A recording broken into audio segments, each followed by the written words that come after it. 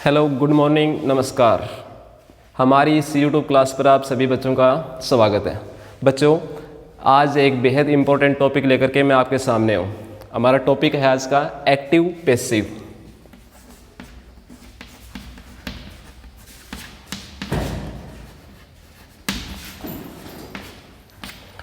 चलिए स्टार्ट करते हैं। सबसे पहले तो बच्चों ये देखिए, ये एक्टिव और पैसिव होता क्या है। चलो एक सेंटेंस लेते हैं।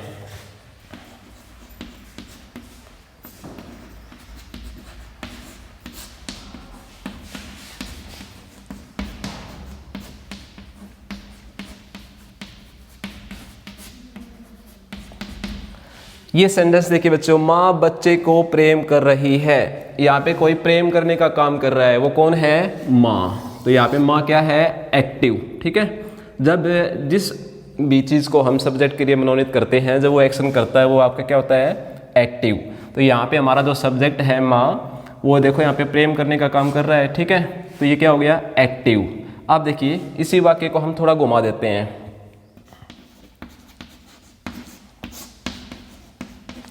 बच्चे को प्रेम किया जा रहा है।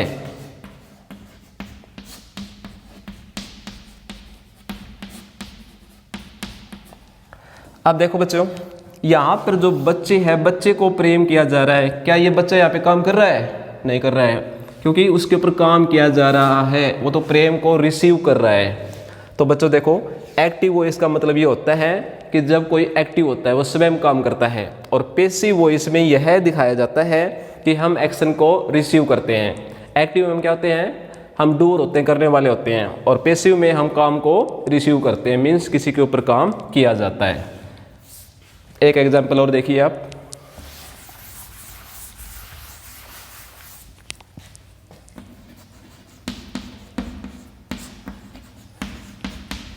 भारत ने हमला किया। अब देखिए यहाँ पे हमला करने वाला कौन है? भारत है।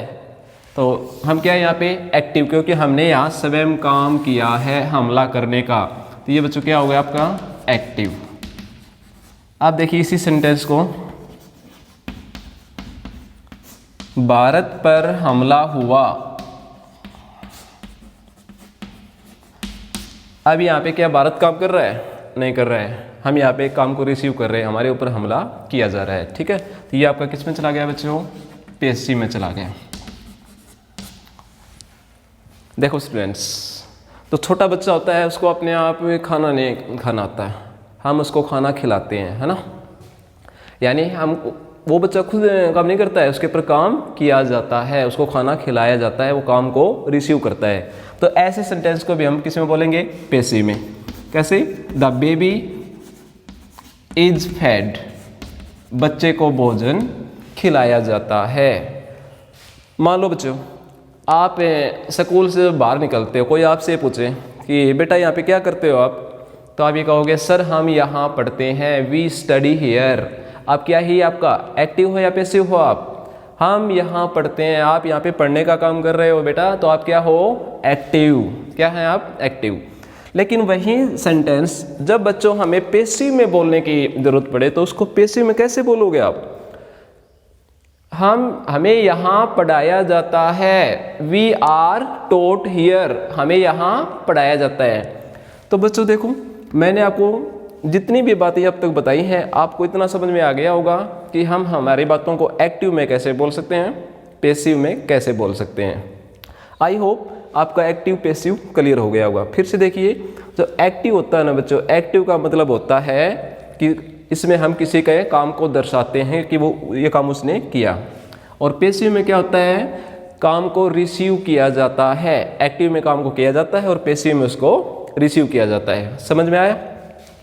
देखो बच्चों, अब हम एक्टिव वॉइस को पैसिव वॉइस में चेंज करना सीखेंगे। आके एग्जाम में एक्टिव वॉइस का वाक्य आएगा, वो आपको किस में चेंज करना है? पैसिव में चेंज करना है। ठीक है।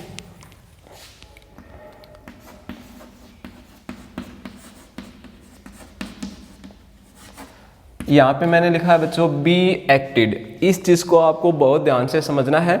अगर आपने इसका अर्थ समझ लिया तो आपकी वॉइस क्लियर हो जाएंगी। ठीक है। आइए देखते हैं बी एक्टेड का मतलब क्या होता है। देखो बच्चों, बी का मतलब होता है बी की कोई ना कोई क्रिया, ठीक है। मान लीजिए आपका ये एक्टिव वॉइस का वाक्य है एक, और एक्टिव वॉइस में बच्चों सब्जेक्ट के बाद फर्स्ट फॉर्म का प्रयोग कर दिया जाए, वर्ब की फर्स्ट फॉर्म आ जाए, तो जब हम पैसिव वॉइस बनाएंगे ना,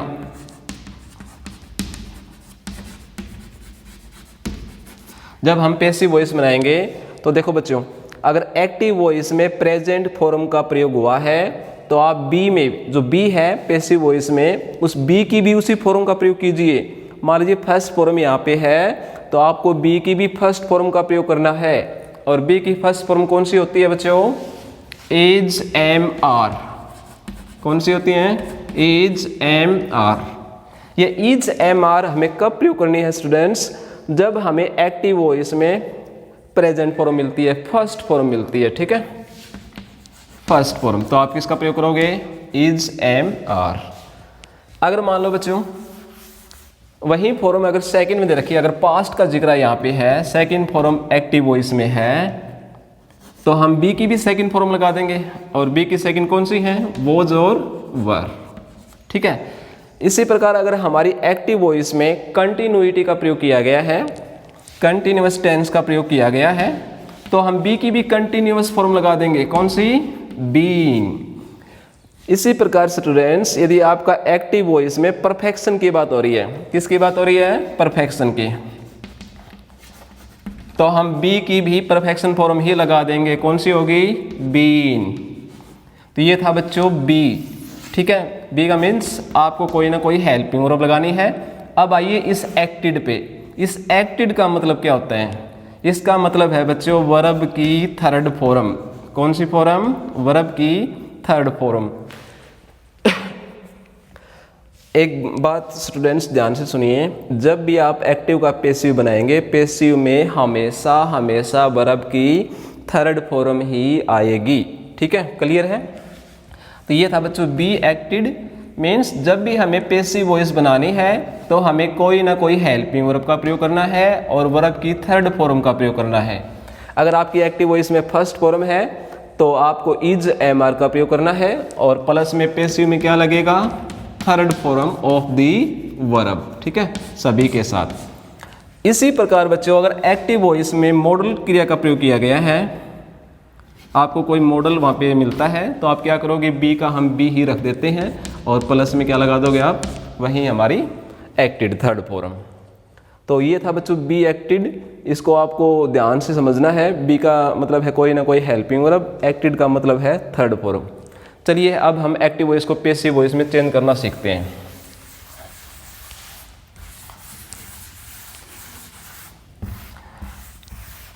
बच्चों पहले मैं आपको कुछ प्रोनाउन में चेंज करना सिखा देता हूं ताकि आपको कोई कंफ्यूजन ना हो। Active, passive. देखो बच्चों पहले मैं कुछ यहाँ पे लिख देता हूं, उसके बाद हम इस पर डिस्कस करेंगे।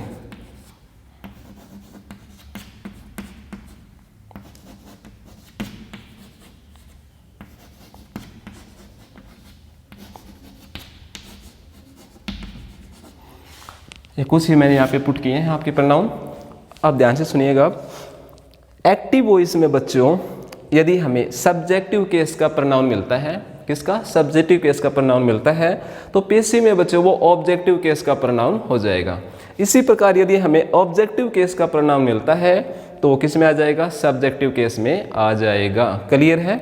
जैसे कि मान लीजिए हमको आई मिल गया बच्चों एक्टिव में, तो पैसिव में आप किस में ले जाओगे? मी में। अगर हमें मी मिल गया तो किस में ले आओगे? सब्जेक्टिव आई में। क्लियर है? अब हम सेंटेंस सीखेंगे।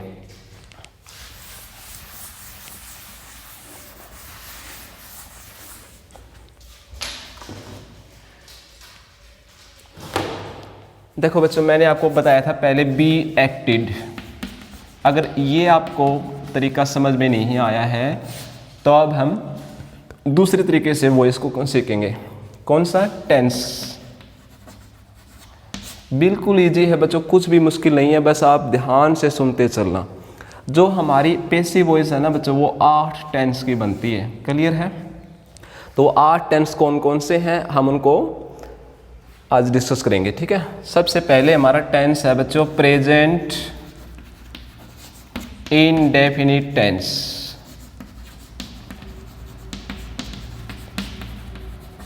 ठीक है। इस टेंस में बच्चों हम 3 सेंटेंस को उठाएंगे।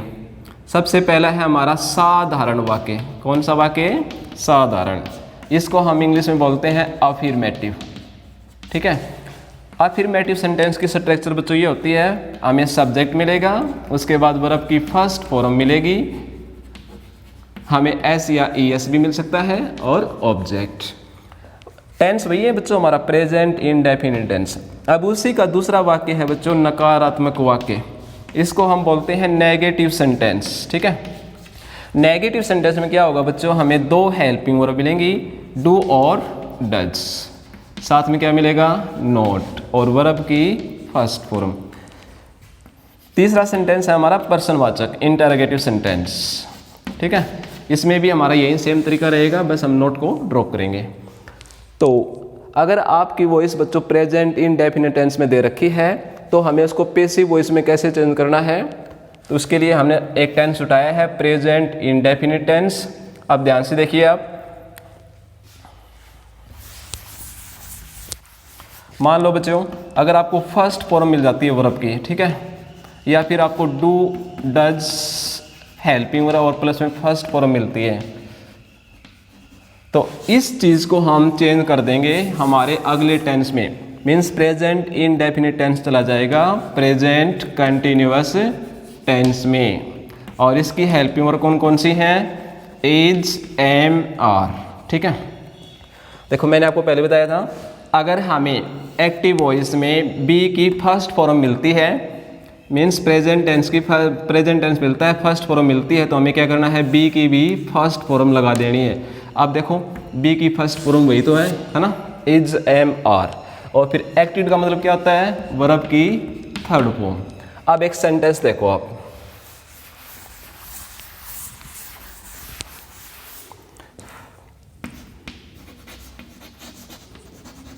Mohan helps his friends.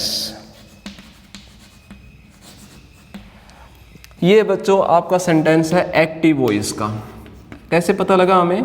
देखो यहाँ पे सहायता करने का काम कौन कर रहा है? मोहन। ये यहाँ पे एक्टिव, हमारा जो सब्जेक्ट है वो काम को यहाँ पे कर रहा है, ये आपका एक्टिव वॉइस हो गया। अब आपको इस सेंटेंस को ऐसे ओपन करना है, मोहन सब्जेक्ट, हेल्प हमारी वर्ब, हिज फ्रेंड हमारा ऑब्जेक्ट।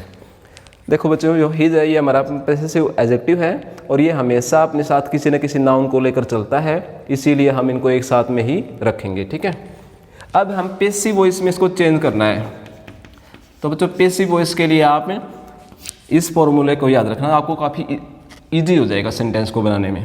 सबसे पहले हम क्या रखेंगे? ऑब्जेक्ट, उसके बाद हेल्पिंग वर्ब, उसके बाद थर्ड फॉर्म, फिर प्रेपोजिशन और लास्ट में आपका सब्जेक्ट। ठीक है। अब देखो ये जो हमारा फॉर्मूला वो क्या कह रहा है बच्चों? पहले ऑब्जेक्ट लेकर के आओ। अब ऑब्जेक्ट देखो इस सेंटेंस में कहाँ पे है? हमने फाइंड आउट कर लिया है, हिज फ्रेंड्स। अब देखो हमने देखा यहाँ पर फर्स्ट फॉर्म दे रखी है, तो बच्चों बी की भी फर्स्ट फॉर्म डाल दो आप। बी की फर्स्ट फॉर्म कौन सी होती है? Is, am, are. ठीक है। अब ये 3 है हमारे पास और हमें तो एक का चुनाव करना है, तो हिज फ्रेंड्स हमें वर्ब इसी के अनुसार लगानी है। ये यहाँ पे क्या है? ये प्लूरल में है, प्लूरल में है तो आर। ठीक है। अब हमें क्या लगाना है? थर्ड फॉर्म वर्ब की, मीन्स एक्टेड। अब इसी वर्ब की हमें थर्ड फॉर्म बना देनी है बच्चों, हेल्प की, कोई अलग से नहीं आएगी, इसी को हमें थर्ड फॉर्म में चेंज कर देना है। और हेल्प की थर्ड फॉर्म क्या होगी? हेल्प्ड। अब हमारे सीक्वेंस में आगे क्या कर रहा है? प्रीपोजिशन। अब प्रीपोजिशन यहाँ पे आते ही सभी बच्चों के मन में एक सवाल आता है कि सर यहाँ तो बाई आएगा, क्योंकि बच्चों देखो हम जब एक्टिव वॉइस को पैसिव वॉइस में चेंज करते हैं तो हम बाई का इतना यूज कर लेते हैं कि बस हमारे माइंड में यही बात कर जाती है, पैसिव वॉइस में हमेशा बाई आएगी और उसका अर्थ हमेशा दोबारा होता है। नहीं बच्चों ऐसा नहीं है, पैसिव वॉइस में ना तो हमेशा बाई आती है ना ही उसका अर्थ दोबारा भी होता है। ठीक है। तो वे कौन कौन सी वर्ब हैं बच्चों जहाँ पर हम बाई का प्रयोग नहीं करते हैं, वो मैं आपको आगे आने वाली वीडियो में बताऊंगा। अब देखिए अब यहाँ पे हम लगाएंगे बाय। ठीक है। जहाँ पे इसका यूज़ नहीं होगा वो हम आगे डिस्कस करने वाले हैं। ठीक है। सॉरी। अब हमारा लास्ट में क्या है बच्चों? सब्जेक्ट। सब्जेक्ट कौन है आपका? मोहन, बाय मोहन। ये बन गया हमारा पैसिव। क्लियर है। अब मैं जो आपको बोलने वाला हूँ वो बच्चों ध्यान से सुनना। अब ये बताओ, ये जो सेंटेंस था एक्टिव वॉइस, इसमें यहाँ पे सब्जेक्ट कौन है, ऑब्जेक्ट कौन है? हमने देखा हेल्प हिज फ्रेंड, यहाँ पर सहायता करने का काम कौन कर रहा है, मोहन, जिसको हमने सब्जेक्ट के लिए नॉमिनेट किया है। ठीक है, ये यहाँ पे काम कर रहा है। और ये काम किसके ऊपर कर रहा है, हिज फ्रेंड्स, मीन्स उसका मित्र उसकी सहायता को रिसीव कर रहा है, इसके ऊपर काम किया जा रहा है। तो ये हमारा क्या है, ऑब्जेक्ट। अब देखो, ये ऑब्जेक्ट था, ये हमने यहाँ पर पुट कर दिया हिज फ्रेंड्स, और ये मोहन था, ये हमने यहाँ पे लास्ट में पुट कर दिया। ठीक है, मीन्स हमने इनका आपस में स्थान बदल दिया है। तो मैं आपसे पूछना चाहूँगा कि इस वाक्य में तो मोहन सब्जेक्ट था, अब इस वाक्य में सब्जेक्ट कौन है, हिज फ्रेंड्स है या मोहन है? अगर बच्चों आप हिज फ्रेंड्स समझ रहे हैं सब्जेक्ट को, तो आप गलत हैं। क्योंकि देखो, एक्टिव वॉइस में जो सब्जेक्ट होता है ना बच्चों, पैसिव वॉइस में भी सब्जेक्ट वही होता है। एक्टिव वॉइस में जो ऑब्जेक्ट होता है, पैसिव वॉइस में भी ऑब्जेक्ट वही होता है। कैसे? देखो, यहाँ पे सहायता करने का काम मोहन ने किया, और यहाँ पे क्या है, उसके मित्रों की सहायता मोहन द्वारा की जाती है। तो यहाँ पर भी देखो, उसके जो फ्रेंड है वो काम को रिसीव कर रहे हैं, और यहाँ पर भी सहायता कौन कर रहा है, आपका मोहन कर रहा है। ठीक है, तो आइंदा आप ऐसे मत बोलो, नहीं बोलोगे कि सब्जेक्ट का ऑब्जेक्ट बनाओ, ऑब्जेक्ट का सब्जेक्ट बनाओ। बस हमें क्या करना है बच्चों, उनका स्थान चेंज कर देना है। ठीक है, हाँ, जैसे कि हमारा प्रोनाउन है, जैसे कि आई है, हम उसको मी में चेंज कर देते हैं, मी को आई में चेंज कर देते हैं। लेकिन बच्चों बस खाली हमने इनका स्थान चेंज किया है। ठीक है, हम ये नहीं बोलेंगे कि भाई ये मी आ गया तो अब ये सब्जेक्ट बन गया, आई आ गया तो ऑब्जेक्ट बन गया। ठीक है ना, बस खाली हमें इनका स्थान रिप्लेस कर देना है। तो प्रेजेंट इंडेफिनिट टेंस का बच्चों मैंने अफर्मेटिव सेंटेंस आपको सिखाया, आई होप आपको समझ में आया होगा। अब इसी टेंस का बच्चों हम नेगेटिव सेंटेंस सीखेंगे। ठीक है, कौन सा टेंस कर रहे हैं हम, present indefinite tense, negative sentence. तो देखो बच्चों, इसमें हम क्या मिलेगा, helping verb do does, plus में नॉट, प्लस में वर्ब की फर्स्ट फॉर्म। ये भाग हमें किस में चेंज कर देना है, हमारे अगले टेंस प्रेजेंट कंटिन्यूअस में, मीन्स इज, एम, आर, और प्लस में वर्ब की थर्ड फॉर्म। ठीक है, हम पेशी का सूत्र लिखेंगे। पहले हमारा सबसे पहले क्या लेंगे, ऑब्जेक्ट, उसके बाद हेल्पिंग वर्ब, उसके बाद नोट, वर्ब की कौन सी form, third form, preposition, last में सब्जेक्ट। ठीक है, अब आपको यहाँ पे एक बात फाइंड आउट करनी है। जैसे ही आप सेंटेंस, आप एक्टिव को पैसिव में चेंज करो बच्चों, आप एक्टिव वॉइस के सेंटेंस की सेंस देखोगे वो कौन सी सेंस में बोला गया है।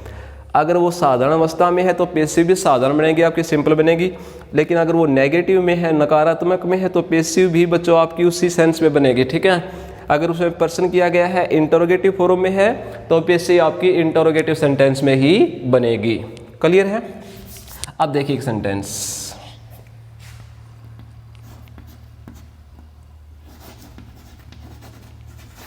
I don't help him. तो हमने सेंटेंस को पहले ऐसे ओपन करना है बच्चों, सब्जेक्ट, ये हमारी हेल्पिंग वर्ब, ये अपनी वर्ब, ये अपना ऑब्जेक्ट। ठीक है, तो हमने देखा भाई डू और डज में से एक आ गया, नोट आ गया, प्लस में फर्स्ट फॉर्म आ गई, मीन्स प्रेजेंट इंडेफिनिट टेंस का सेंटेंस है ये। और ये हमें किस में चेंज कर देना है, प्रेजेंट कंटिन्यूअस में। तो अब हमें स्टार्ट में क्या लेकर आना है, ऑब्जेक्ट। ऑब्जेक्ट कौन है यहाँ पे, हिम। अब हिम का जब हम सब्जेक्टिव केस में इसको चेंज करेंगे तो क्या बन जाएगा, आई। ठीक है ना, हिम को हमने किस में चेंज कर दिया, आई में। आप देखिए ये सेंटेंस नेगेटिव है, और डू का और डज का और प्लस में फर्स्ट फॉर्म का प्रयोग किया गया है, तो हम इन तीनों का प्रयोग अब यहाँ पे करेंगे, इज, एम, आर। तो बच्चों आई के साथ कौन सी हेल्पिंग वर्ब आएगी, एम, आई एम। अब हमें क्या करना है, नेगेटिव के लिए नॉट। अब हमें वर्ब की थर्ड फॉर्म, अब प्रीपोजिशन बाय, और लास्ट में क्या बच गया बच्चों आपका, सब्जेक्ट। अब सब्जेक्ट है आई, तो आई का हम लास्ट में किस में चेंज कर देंगे, इसका ऑब्जेक्टिव केस मी, और लास्ट में full stop. I am not helped by him. Clear है? अब इसी टेंस का बच्चों हमारा लास्ट सेंटेंस है interrogative sentence.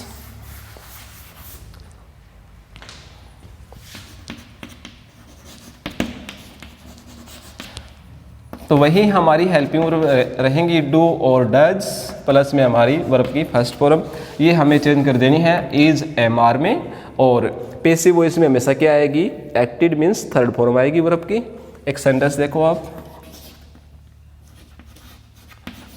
Does he like T. तो हमने देखा बच्चों यहाँ पे डू और डज का प्रयोग किया गया है, वर्ब की फर्स्ट फॉर्म है। तो ये कौन सा टेंस हो गया, प्रेजेंट इंडेफिनिट टेंस। किसको चेंज करोगे, इसको हम प्रेजेंट कंटिन्यूअस में चेंज कर देंगे। और ये देखिए सेंस कौन सी है बच्चों, यहाँ पे ये इंटरोगेटिव फॉर्म में पूछा गया है, तो हमें पैसिव वॉइस भी इंटरोगेटिव फॉर्म में ही रखनी है। इसके लिए हम क्या करेंगे, सबसे पहले अपनी हेल्पिंग वर्ब को पुट करेंगे क्योंकि हमें इंटरोगेटिव बनाना है। उसके बाद ऑब्जेक्ट, उसके बाद वर्ब की थर्ड फॉर्म, फिर हमें एक प्रेपोजिशन का चुनाव करना है, लास्ट में क्या रखोगे, सब्जेक्ट और फिर क्वेश्चन मार्क। ठीक है, अब हमारा जो सीक्वेंस है वो हमें क्या बोल रहा है कि आप हेल्पिंग वर्ब का प्रयोग कीजिए। तो बच्चों हमारे पास 3 है, इज, एम, आर, और हमें एक ही पुट करना है। तो हमें किसका चुनाव करना चाहिए, इसके लिए हम जाएंगे हमारे ऑब्जेक्ट पे। ये क्या है, टी एक वचन है तो किसका आएगा प्रयोग, इज। अब हमें क्या लगाए बच्चों, ऑब्जेक्ट। ऑब्जेक्ट कौन सा अपना, टी, इज टी। अब हमें क्या लगानी है बच्चों, हमारी वर्ब की third form means acted. Acted ये जो हमारी लाइक है इसी को हम थर्ड फॉर्म कर देंगे। ठीक है, लाइक्ड। अब हमें क्या लगाना बच्चों, प्रेपोजिशन। तो यहाँ पे आपकी सिंपल वर्ब है, कौन सा आएगा, बाय। अब यहाँ पे क्या लगाएं, सब्जेक्ट। सब्जेक्ट कौन है, ही का ऑब्जेक्टिव केस क्या होगा, हिम। अब ये देखिए हमारी एक्टिव वॉइस कौन सी सेंस में थी, इंटरोगेटिव फॉर्म में थी, तो वो हमें सेम रख देना है। ठीक है, तो बच्चों आज हमने प्रेजेंट इंडेफिनिट टेंस की वॉइस क्लियर की है, मीन्स आज हमने बी की जो फर्स्ट फॉर्म थी उसका क्लियर हमने प्रयोग सीख लिया है। ठीक है, तो आज की वीडियो में बच्चों हमने प्रेजेंट इंडेफिनिट टेंस की वॉइस